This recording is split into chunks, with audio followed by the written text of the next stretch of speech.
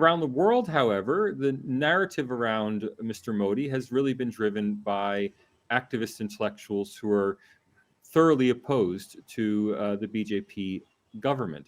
That is to say, when an Australian media organization wants to know about the Indian government, it naturally enough turns to academics based in Australia. When a US media organization wants to know about the Indian government, it naturally turns to professors at Harvard and Stanford, not to the Indian government itself or to ordinary Indians on the street. As a result, international perceptions of India have really been poisoned, and I use that word advisedly, have been poisoned by the political viewpoints of those intellectuals who are at places like Harvard, Stanford, for that matter, at the University of Sydney.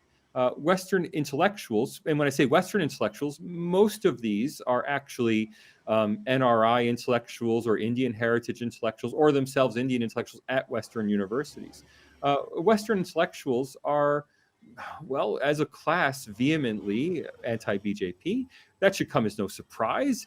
Leading Indian intellectuals are, as a class, anti-BHP. BJP. Not every single one of them, but as a class, as a group, many of them are.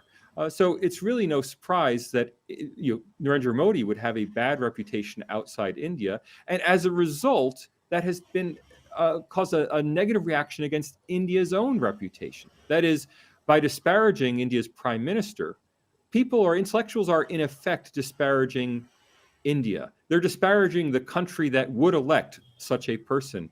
Look, I think it's ridiculous when I hear accusations that Narendra Modi is a fascist. And I hear these routinely in Western academic journal articles and in the public statements of Western intellectuals. Well, when we hear that, it certainly doesn't make India sound good if India has elected a fascist leader. Now, I want to be clear, in no way do I endorse this view.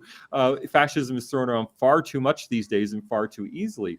But it does poison the well from which India draws its support overseas.